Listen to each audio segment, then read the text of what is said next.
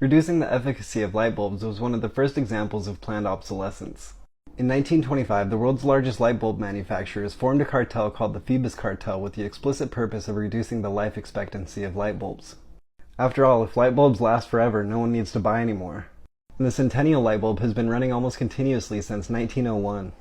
So the cartel aimed to reduce light bulbs' lifespan from an average of 2,500 hours to just 1,000 hours. And after the agreement, it took a few years of innovation and engineering to make their light bulbs shitty enough to meet their goals. They even had libraries of testing rooms where the cartel would audit bulbs and find manufacturers whose bulbs went over the mark. And it totally worked. They made their light bulbs worse and made a lot of money.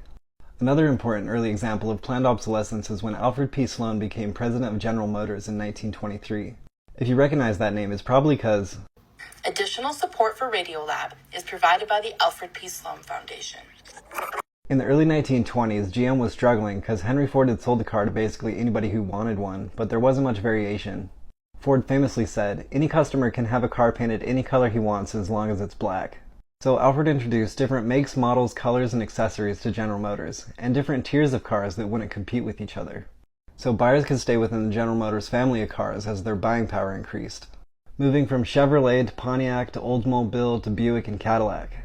Maybe his most important innovation in planned obsolescence was annual stylistic changes. So every year a new flashier model would come out and people would fawn over the newest and most improved thing. Like a new psychological planned obsolescence where the car would seem out of date within 3 years of buying it. Certainly that sounds familiar. And by the 1930s, GM led the industry in sales and retained that position for 70 years.